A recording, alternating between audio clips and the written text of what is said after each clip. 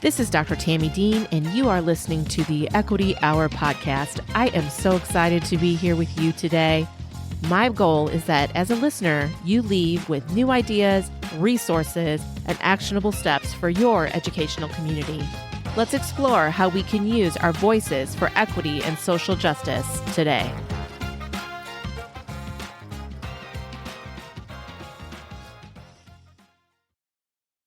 Hello, everyone, and welcome to another episode of the Equity Hour with me, your host, Dr. Tami. I am so excited to have my newest guest with us here today. We have Dr. Courtney Teague in the house. Hey, Courtney. Hey, happy day. It's a wonderful day to be alive. Yes. So let me tell you all a little bit about Dr. Courtney. She is a leadership strategist, executive coach, and the founder of CLT and Associates, a firm dedicated to unlocking human potential and building organizations where people thrive, not just survive. Amen to that. Yeah. With over 17 years of experience across corporate, education, and government sectors, Courtney helps leaders move beyond titles and into transformational impact. She partners with executives, entrepreneurs, and change makers to develop leadership, drive cultural excellence, and activate strategic growth, all while leading with shared humanity at the core. Through CLT and Associates, Courtney isn't just shaping leaders, she's shaping what's possible. Welcome to the show. Oh my gosh, that bio sounds so amazing. If I didn't know it was me, I would want to meet that person. That sounds really good. Yes, it is. I love, my favorite part is like shaping what's possible, right? Yes. Because you don't know what you don't know until you take the time to meet and collaborate with someone who can help illuminate maybe some of the things that you haven't quite seen yet. Yeah. I mean, that's what it's about. I think life is meant to be in a space of thriving and curiosity and coming around and being around people that could reveal your invisible spots. I won't say blind spots. I will say invisible spots, because some things we just cannot see because they are invisible to us, but they're present to others. And that's why I'm here. And that's who I want in my life. Folks like that. Yeah, absolutely. I like that idea of an invisible spot, because sometimes our life experience, right, it's just what we know. So it's not as clear as it would be to someone else. It makes me think of that commercial, like the nose blind commercial, like when they started smelling the Febreze. Yeah. And they're smelling and people was like, oh, I don't smell anything. It's a pail full of garbage right there, but you smell Febreze and that's all you know because you can't smell your own trash. Yeah. So it was invisible to me until someone was like, hey, you might want to do a little something, or think about this, or have you thought about this? So, okay. Yeah, I'm sure we're going to dig more into that as we go. But I do start every episode talking about the journey into working and thinking about, inclusive spaces and equity. To me, it is a journey. It's not a sprint. I think there's a misnomer out there that like you go to a professional learning session, you have one session with a coach, whatever, or it has to be this big grandiose thing, but really it's about intentionality and learning and a process over time, which to me it's never done. I mean, I've been doing this work for, a quarter of a century. That sounds really long when I say it that way. You're seasoned. I'm seasoned. I'm seasoned in this work. I like that. I'm going to steal that. It's all right. You can borrow it. It's all right. Thank you. I appreciate that. I'm totally going to borrow that.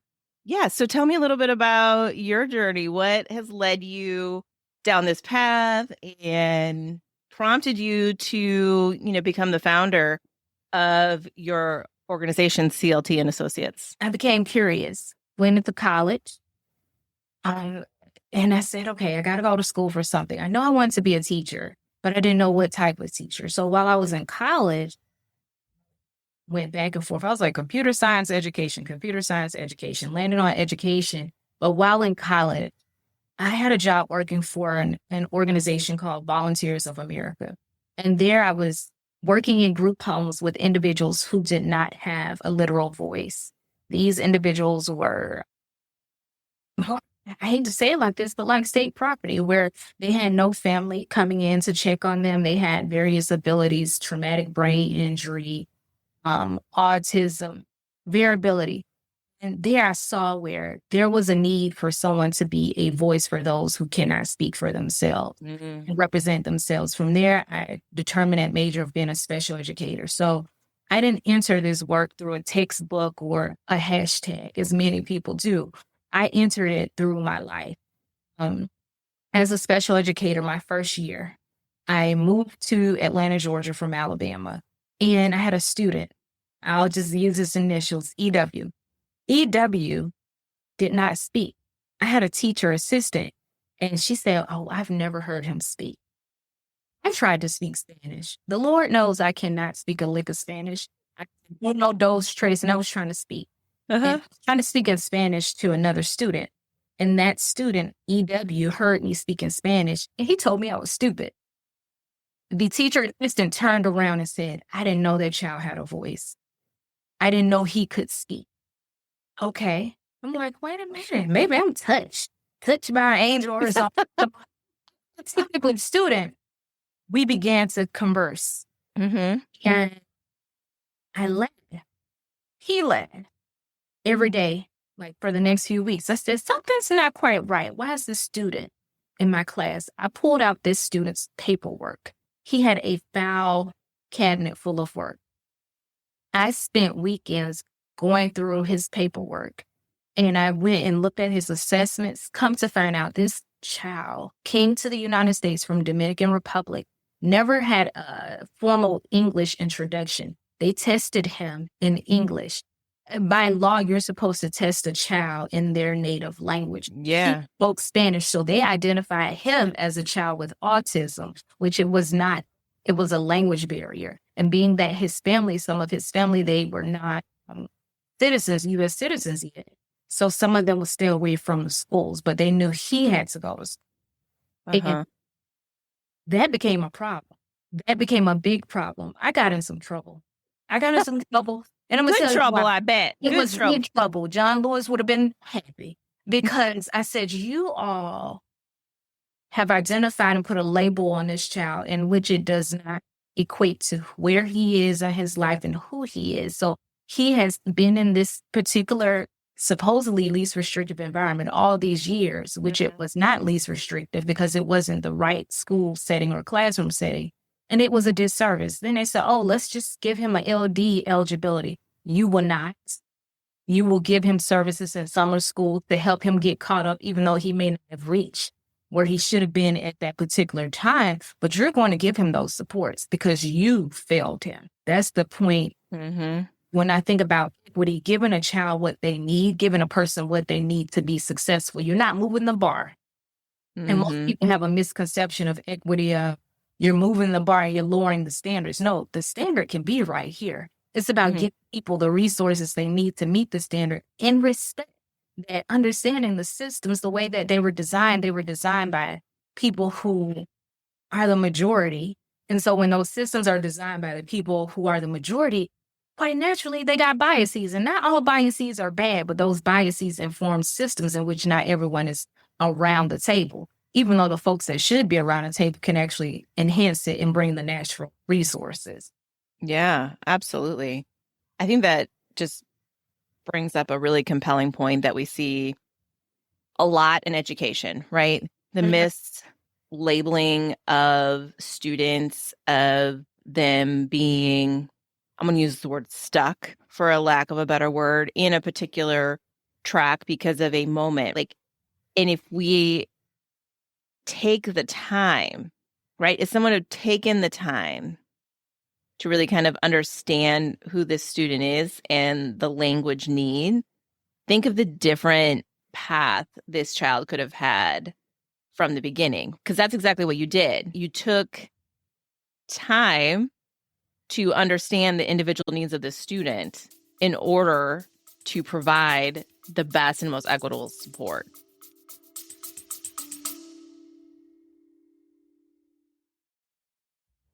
Quick pause. I've got something powerful coming up that I want you to know about. This summer, I'm hosting 2 free webinar series designed to support you wherever you serve in education. For classroom educators and instructional coaches, I'm launching Equity at the Core: Practical Strategies for Everyday Teaching, a 3-part series starting June 19th that gives you tools to plan, connect, and respond with equity from day one. And for school and district leaders, there's Leading for Equity: Systems that Serve All Students, another 3-part series built specifically for those shaping policy, culture, and systems. That series kicks off June 23rd. All are free 45-minute sessions and are designed to be practical, powerful, and immediately useful.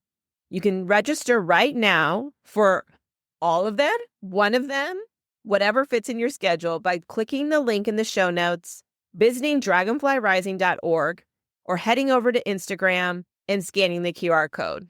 Let's keep growing together. I'd love to see your name on the list. Absolutely. I took the time and I took it personal. Mm-hmm. I took it personal, and some may say, you can't take work personal. Listen, equity is not work for me. Equity is not abstract. It's deeply personal. Mm-hmm.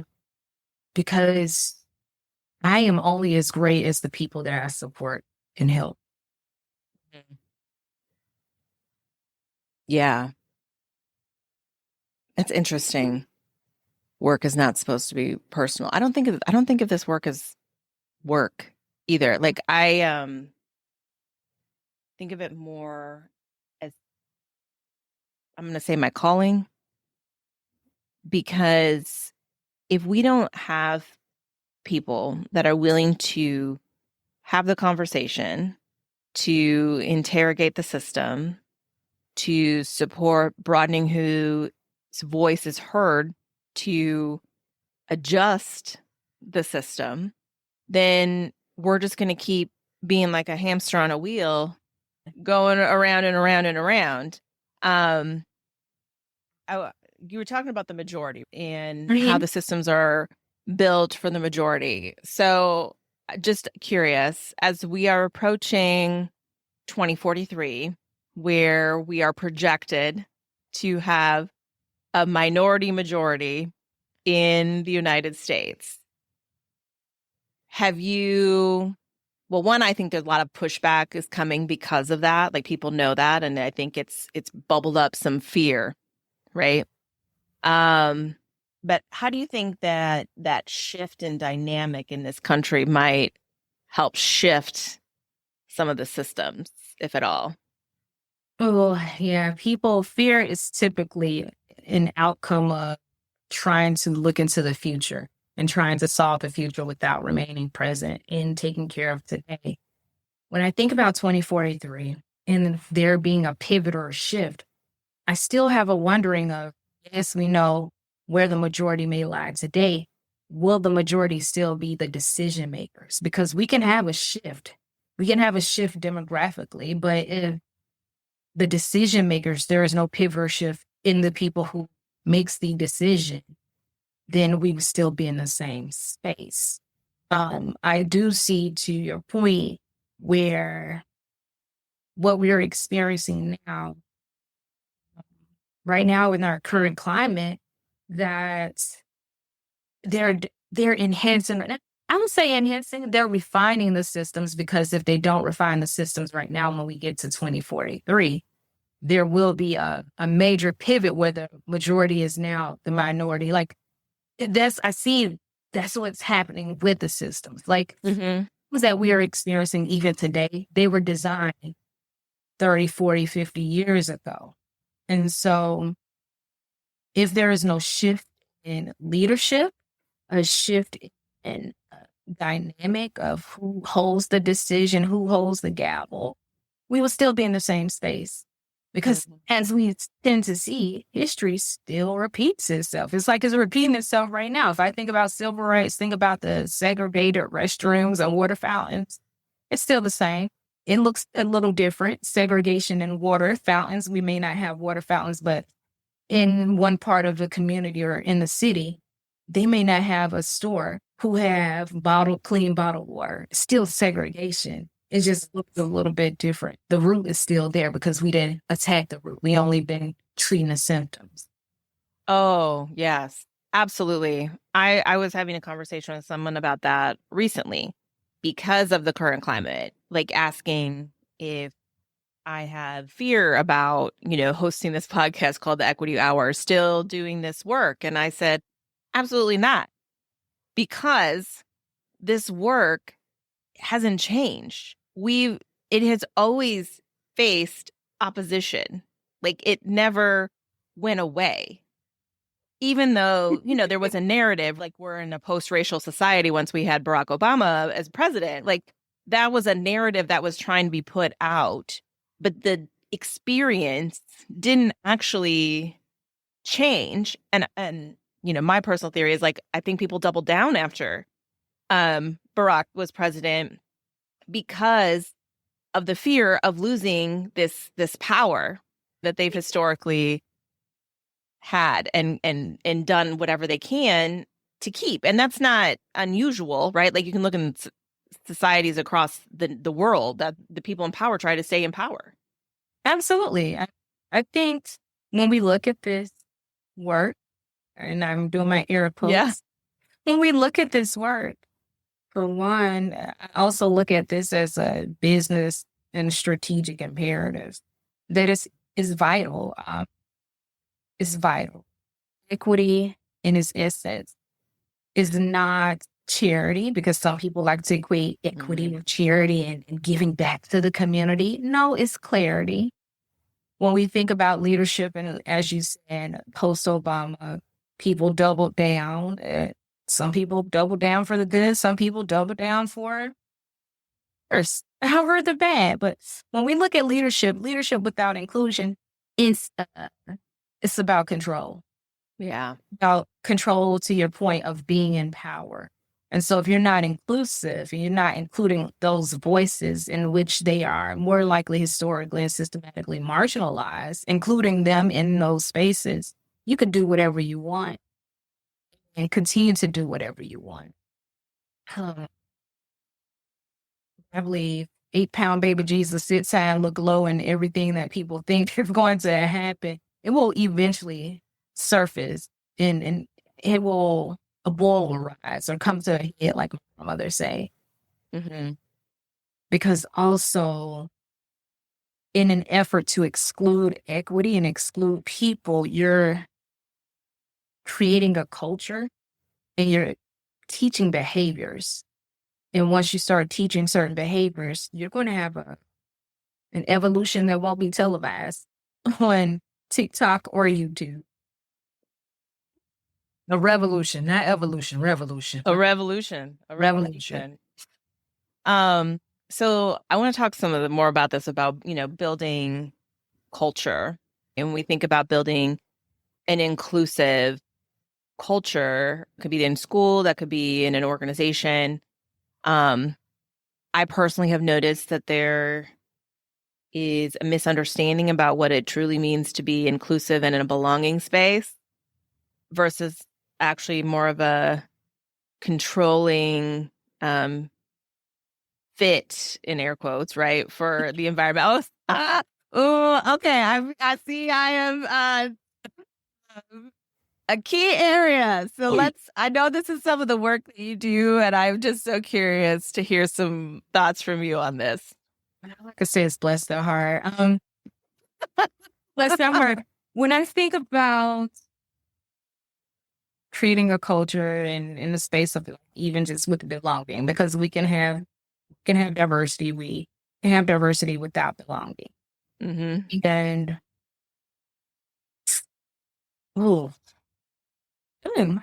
I noticed something in my body.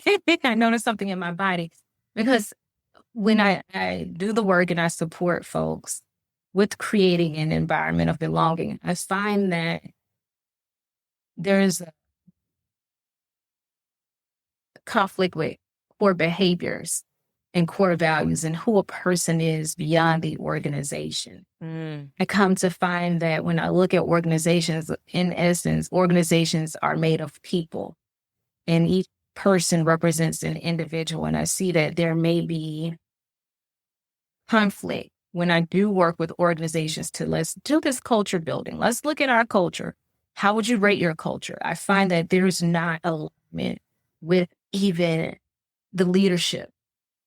And so, of course, the people that report to various leaders are not going to feel like they belong when they have to do some cross collaboration. And I find that core behaviors and people being focused on their wins and their personal agenda causes a lot of organizations to lose and not create a culture. Now, on the other end, I have worked with organizations where we focused on culture as a way that it is. Culture was built into the budget, not just like a website where we believe in our people. No, culture was a part of their budget. Culture was a part of their performance. It's just like you had to meet a sales quota or a sales goal.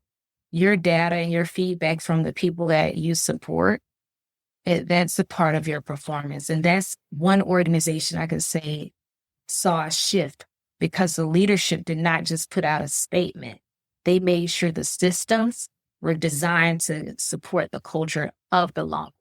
And so when we did that work, we focused on rewarding the behaviors that we wanted, because with culture, it can go twofold. Culture is built in behaviors that you reward. If you reward the behaviors that are not inclusive and does not promote belonging, that's what you'll get more of. And so if you're silent when it comes to challenging people to ensure that their meeting agendas are inclusive, that they provide space for people to belong in their meeting agendas, in their one-on-ones, and if you're silent, then you're telling them that I tolerate a culture of exclusion. And so that particular company, they put their money and their systems in place because we're past that level of wordplay. I don't care about your equity statement. If I look at your budget, if I look at your performance review and I don't see that you're holding space for people to hold themselves accountable and empowering your staff to have the language that they need to push back where needed or to acknowledge their leadership, then we have a problem. You're just doing wordplay. You're doing words with friends. That's what you're doing. You're not giving the people what they need and you're not creating the culture. We got to hold people in that space. We got to hold them capable, not only just accountable. Because equity, belonging, inclusion, accessibility, is everyone's responsibility. Shared humanity is everyone's responsibility, not just leadership. Yeah. I think you bring up such a important point. I can think of a number of organizations that I've worked with where, yes, they had the equity statement.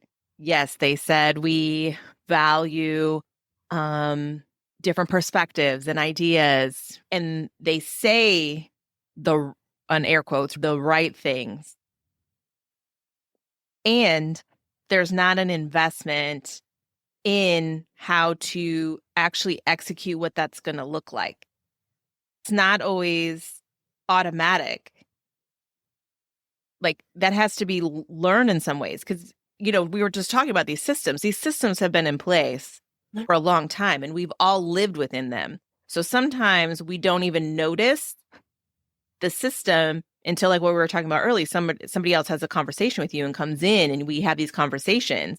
So tell me about how do you provide space for everyone to voice, right, how they feel working here?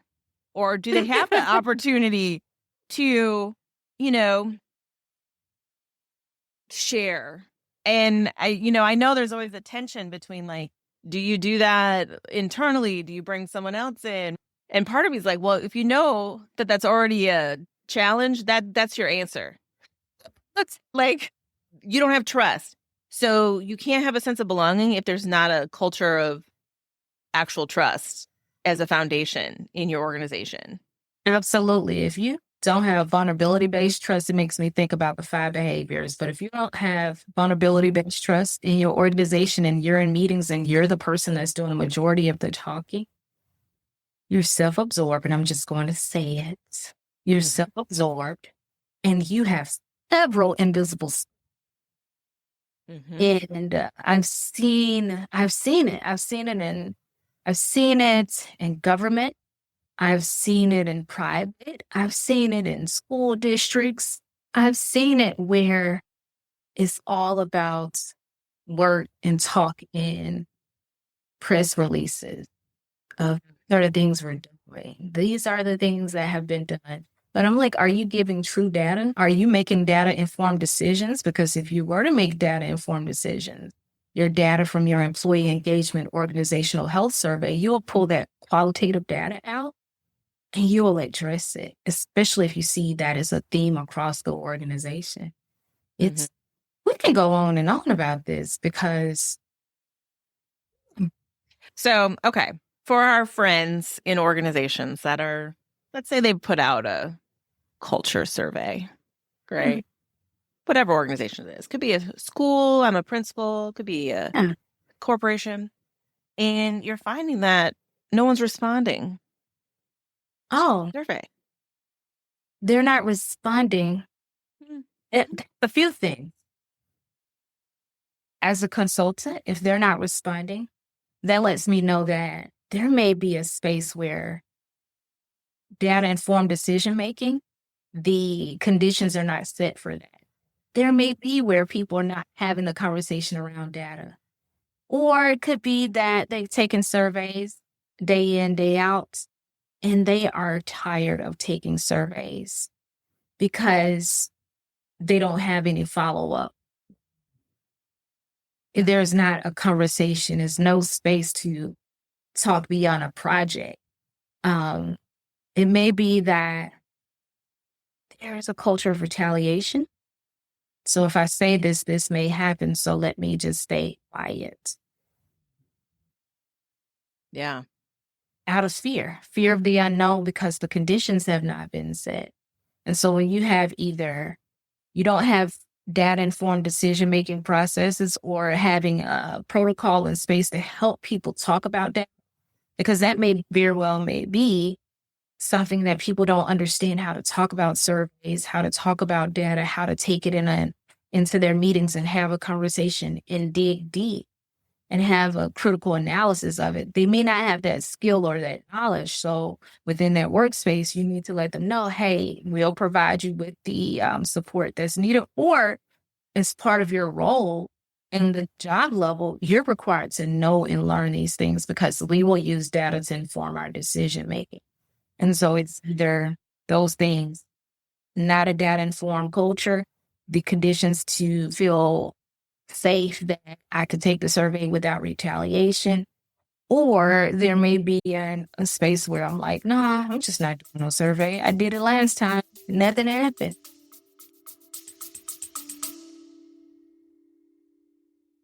Interested in learning more about equity coaching for you or your educators? Sign up for a free connection call with me, Dr. Tami, to discuss a personalized plan. The link is in the show notes.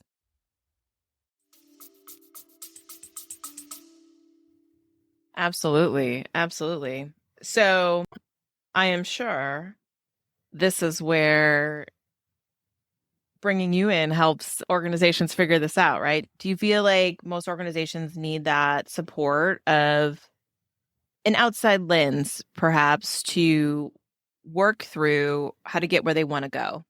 Absolutely. For a while, I was like anti-consultant coming into an organization. But what I found, even in my leadership roles and working with various clients, you only know what you know based on your experiences. And like we talked about earlier, was the blind nose test. Yeah. If you are so used to smelling certain scent and you're in it, you won't be able to see it. That's just like me standing in a block of ice for so long. I won't know anything different. I won't know anything different. And so when you bring in an external consultant who is in alignment and truly understands your mission, your vision, your OKRs, your KPIs, understand your overall strategic plan, Yeah. will have success because you have a partner. And so when I go into organizations, I come in as a partner. Like I Yeah. have a few that I'm collaborating and working with now. And I'm honest. I said, listen, I would not work for your organization if these things are not shifted. And they were like, oh, I didn't think of it that way. I go into the space as a thought partner. If Yeah. there are best practices within an organization and I see that it may be beneficial that they communicate what's happening behind the scenes, I may support them with their communication strategy because they don't understand what they don't understand. Right. So it's about partnership. Equity work, air quote work, it Yeah. is a partnership too, meeting people where they are. And that's the approach I take with the organizations. I meet them where they are. But if they want to stay where they are, I tell them, you interviewing me, I'm interviewing you as a you may not be the person for me. I may not be your cup of tea. Mhm. Caffeine free, but I have a lot of energy. Yeah. Yeah. I think that's really important because it is a two-way street, because it is a partnership. And I think sometimes the, you know, idea of equity work or bringing in a consultant, people, I don't know, sometimes it seems like their mind is like, oh, you're going to force us to do something. It isn't about a forcing, it's about an awareness. And I believe that is where all of equity work begins. It begins with an awareness. So Yeah. we have individual awareness, which is essential. And then if we're looking at an organization, you have to have organization-wide awareness, and then a system and a plan for, now that I have this awareness, what do I want to do and how do I want to do it differently? So Yeah. going back to what you were talking about bias, I would say bias exists. It is not going to ever go anywhere because as humans, it's kind of innate in us. It's built in from like life experience. However, becoming aware of it and then making considerations for how do I act or not act on something because I'm aware now of this bias is actually the essential work. And I know there's a lot of shame sometimes when we talk about bias and admitting your bias, but I think that's true also within an organization, right? There can be historical bias within an organizational setting. Yeah. Some organizations I've seen, even in their hiring practices, I was working with one client, took their onboarding process from 90 days to 45 days. And what I found was the reason their process was originally 90 days was because they had people who were part of the organization that wanted to be seen and felt like their work was more important. So versus them making a strategic leadership decision and saying like, hey, your information will be shared with a new hire on this part of the journey. Let's move your work into the everboarding part. Because right now, when you onboard someone into an organization, they should really be focusing on building relationship and culture, not hitting the ground running. So when I see job descriptions say hit the ground running, that means your culture is not important to the person. You're saying to the person, culture is not important. Like even when we think about bias and we think about change, I like the ADKAR model. It's a change management model. That's my go-to model. It's not a linear model, but ADKAR stands for awareness. It stands for knowledge. Well, let me one out of order. Awareness, desire, ability, knowledge, and reinforcement. And so when we think about being in the posture of equity and making sure we're incorporating it into the system, we got to make sure there is an awareness, like you shared, individual as well as organization. Because once again, organizations are made up of individuals with their own perspectives. And so you have to have shared understanding and shared thoughts. Mm-hmm. You have to have a space where people unite together. It's not saying that you have to become uniform, but unity does not mean uniform. Unity means we're coming together at the apex because we're all going in the same direction. Ooh, I think you should say that part again. Unity does not mean uniform. No, unity does not mean uniform. Unity is not everyone dressed the same, saying the exact same language. It doesn't mean that there's a shared understanding. There's a shared thought that's us moving towards the collective result together. Unity and uniform. Uniformity is not unity. Unity is not uniformity. You know, okay, I have two thoughts, but I'm gonna go with this one first. When we think about uniformity, I think about a lot of process and procedures inside schools. That's control. Exactly. And why? It always makes me ask why. Why do we feel we have to have such control over these kids? Like, you all have to walk the same way. You all have to dress the same way. You all, like, those are just top of mind. Because someone who had an idea that said, you know what, let's not let the kids express themselves. Let's put them in uniforms. Because we had 3 people to do a peer-reviewed research and put out a journal article that stated that kids that are in uniforms, they behave better. So let's go ahead and put them in uniform. Let's begin to condition them for the workplace. It's like a pipeline. Let's condition them here. That's like the school to prison pipeline. The biggest misquoted statistic that just gets on my nerves is about reading level in 3rd grade, and kids are going to prison if they're not reading on grade level in 3rd grade. And the challenge I have with that is because with that study, it truly wasn't a study that followed those 3rd grade students throughout their whole journey. No. It wasn't, you weren't waking up. You weren't going into their neighborhood to see how they lived. You did not follow them through high school. It was it was not a longitudinal study. And it just gets misquoted. Well, I mean, that's almost just like, what is her theory? Like poverty, Ruby Payne. Like, I don't even get started on that. That wasn't even real research either. So I got some soapboxes, but these I do. I have some feelings. But here's what I've noticed: these negative research, in air quotes, studies always predict marginalized students having these very negative outcomes, and in order to, intercede in those outcomes, we're gonna put in this system of control. We got to be the savior. We have to be the savior. Oh, yeah. Because it's trouble. And so I can pull in research, but I'm going to just keep it simple. What you look for is what you get. If you go and you look to be the savior, you're going to always find data and find situations that meet that need. Because you're right.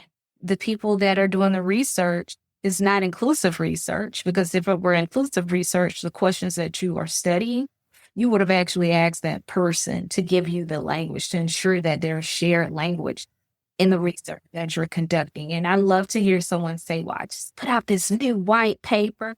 How many people read your white paper? Oh, 20 people? Let me know the impact of your white paper. Let me know that white paper, that research you put out.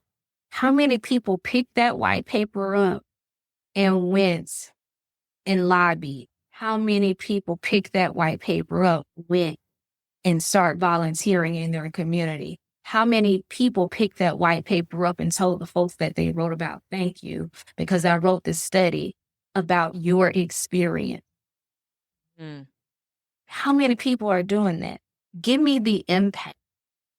Because their intent, bless their heart. Bless their heart. They intend to do great things with their white paper and their research. But the question is, what is your impact? Let me know your impact. Let me hear stories from those historically and systematically marginalized people that you're writing about. Yes. It's Saturday. It's 85 degrees in Atlanta. I'm hot, I'm heated. I get heated because this is something that is close and it's personal. No, it is. It's so personal. Part of my career I spent in higher ed and preparing future teachers. And I would always think about this in the research. And my personal research was usually narrative based because it's about people's story. But also for me, I was like, I don't want to take your voice out of the story because it's not really my story. It's your story. So, which is one of the challenges of anything like narrative, qualitative research based. How, for me especially, I want to, I don't want to say protect. I want to honor the person who is being generous to tell and share their story to lead to potential impact for others. It is not my story to tell. I may just be the vessel that collects to disseminate the story. And I think that is a piece that is missing. Like, this is, yes, it is your research, but there are people that are affected and impacted by this. I can think of right now, you say we have this, this is a huge air quote, research around the science of reading. And Emily Hanford, who's not even a literacy specialist, she's a journalist who got traction around why literacy instruction should be this one certain way. And it's like taken off, right? This to me speaks exactly what we're talking about. Systems that benefit others over your like, this is like, I don't know. This just grates on my nerves because I'm like, she has a platform, yes. But I think how we have discernment around whose voices we're listening to and whose solutions we're listening to and who is really at the table. Yeah. We have to be mindful of like our calling, our vocation, because we can do more harm, especially when we are not putting the ones that matter at the center. And when we put ourselves at the center in our platform, we use our platform for the promotion of self, for our self-worth, we're causing more harm. And like I say, systems play out in which they are designed. You're contributing to a system that is already causing harm.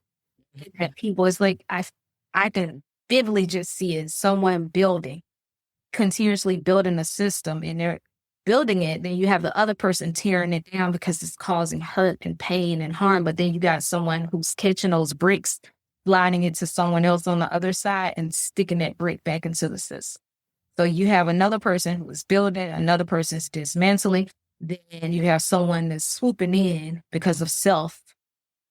And they're putting the bricks back into the other spot, in which is causing even more harm. Yes, absolutely.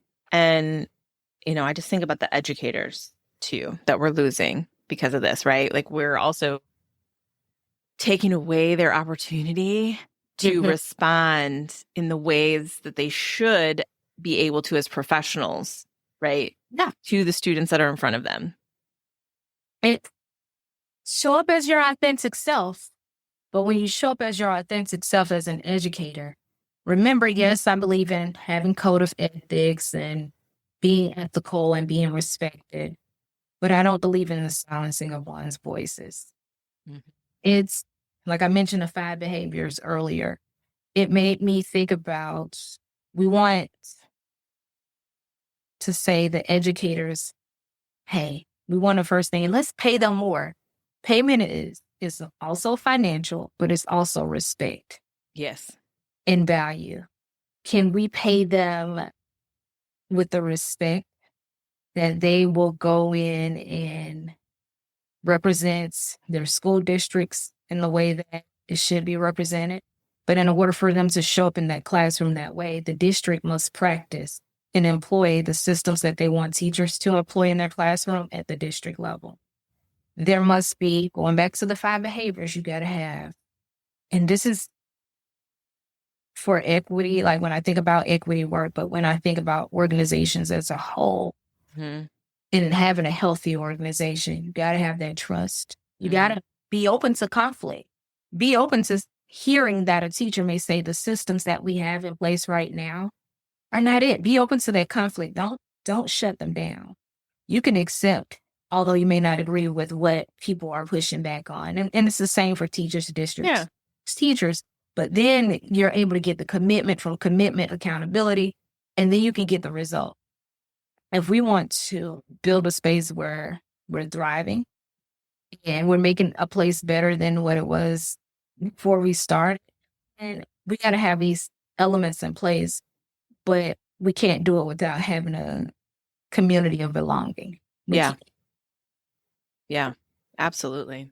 Yeah. Okay, so you were talking about job descriptions, right? And, you mentioned hit the ground running. I think something I see a lot in job descriptions, and I'm just curious what your thoughts are about this, is like must be able to work in a fast-paced environment, pivot quickly with little direction or something along those lines. Has that code for saying we don't have our stuff together. And so you may not know what you're going to do your first 90 days. Be okay with it. You're getting a paycheck and benefit. Be okay with it. And who's to say? I always see that, but very seldom do I say see efficient. It's very seldom do I see efficient, collaborative. I don't see a lot of that. And I also see people say be entrepreneurial, which means code for you're not going to have all the resources you need. So you better figure it out. Yeah. I also think that entrepreneurial can mean like code for you're going to put in all the time necessary that may be in excess of what you should really commit to your employer. Mm-hmm. But we're going to expect you to be there and show up when we want you to. Absolutely. But the other side of being an entrepreneur, which is also different that people don't talk about, being an entrepreneur gives you the space to have the autonomy. Yes. So if you're going to say, be entrepreneurial, have an entrepreneurial spirit, give me the space to have autonomy and be able to make decisions. Yes, I believe in protocols and processes and workflows and automation. I believe in it. I do. What I also believe in is human intelligence. You hired me for the skill set, so please don't micromanage. Please don't micromanage individuals. If you say this is my thing. If I give you the destination and we have a grounding of core behaviors, core values, and like integrity is one of them. And that's something that I expect of you as you should expect of me. I don't care how you get to that destination as long as I'm there to support you, give you feedback just in time, and that we get there and that you feel supported. That's what matters. Yes. Yes. That's what matters. It's just like when I drive to Alabama, and it's when I drive to Alabama, there's always road work on I-85 South. Yeah, I-85 South. It's always road work. It says, and the speed limit is a trap. It says 80 miles. And you go, literally, you don't even go, you go about half of a mile, 80 miles to 50 miles, 75 to 40. You're picking up some space, you're accelerating, hit the brakes, accelerate, hit the brakes, accelerate, hit the brakes. That's causing so much harm and damage. It's causing you to be out of alignment. Yeah. It's causing you to be out of alignment because you're going to slam on brakes, do some damage to your brakes, and have to control your car because you're probably going at a speed, and then somebody's in front of you slamming on brakes and you're hitting potholes because that's another thing. But you're out of alignment. Yes. Alignment. You're out of alignment. And some of these job descriptions are written out of alignment. Yeah. Imagine if they took the organizational culture data, the work health survey data that they get, and write their job descriptions. What would they say? What would the Net Promoter Score say? If you were to put that in your job description. Yeah. That's an interesting idea too. Like we're always worried about an external Net Promoter Score, but are we also looking internally? 65% of the employees said they would not refer it to a friend, this place to a friend. You put that in the job description and see what happens. Yeah. That's powerful. Powerful data. that's essential for organizations to be looking at. Yeah. Because, you see it time and time again, right? And just thinking about that speed analogy, like, do this. Oh, no, don't do this. Do this. No, don't do this. Like, oh, exactly what you said. I hired you because you are innovative and X, Y, or Z, but now I want to micromanage how you do that. Gaslighter's finest. Ooh, like that was a personal little trigger right there. So sometimes I say trigger, but I like to change my words to say, it activates me. Activates me. Yeah, that one activates me, Courtney. It activates me. Aww. Like, I'm a little confused because when you hired me, you said, this is what you value about me, but now you're not letting me do the part that you actually value. Yeah, and it's particularly different. Like when we think about school districts and places that support learning of others. And I heard this. I was doing a session at for SOAR Atlanta, which is SHRM local, like Atlanta conference. And one thing a person said is that I find it challenging for me to work for a company in which we don't use our own products. Oh. Mm-hmm. And I am struggling because I feel that if we are going out selling a product, we need to have internal customers first. And they were talking about their learning systems, starting within. And I was like, well, that was powerful. Because how can you sell something in which you don't have experience or you believe in? Yeah, absolutely. It's back to that. To me, that's put your money where your mouth is. Yeah. Let me see your budget. Let me see your budget. Let me see your budget. Look, money talks. Like they always say that. Money talks. And it does. It tells you where your values are. It really does. Like what if personal values, organizational values, like all the things. It tells you where your values are with what you want to invest in. So, okay. Well, Courtney, I feel like I could just keep talking and talking. You know we can. I'm talking to you. But I do want to be mindful for our listeners listen to the podcast. But I do like to end always with like, what is just a piece of advice you want to give someone who's out there wanting to engage with, equity, diversity, inclusion, belonging? Maybe they're new on the path. Maybe they've, been on the path for a minute. What's your best advice for our listeners? Don't be weary in your well-being while you do. Don't be weary in your well-being while you're doing.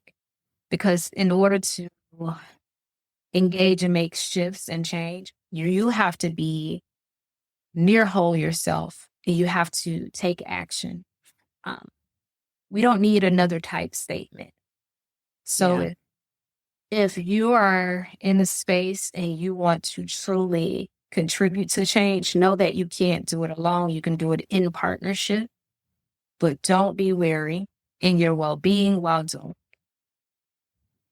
That is perfect advice, because it is one that we sometimes can burn ourselves out with our intentionality around this work. So I want you all to be mindful of that as you move through, as you look to use your voices. Thank you for joining us for another episode of the Equity Hour. Of course, you can find a link for Dr. Courtney, her website, and all of her services in the show notes. Until next time. All right, my friend.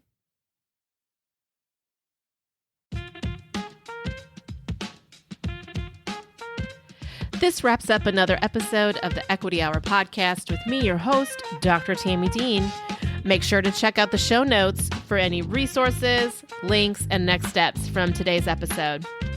Head on over to Instagram and give us a follow at Dragonfly Rising LLC for more tips, resources, and opportunities to connect. Thank you so much for joining us. And remember, intent is not enough. Action is necessary. How will you use your voice today?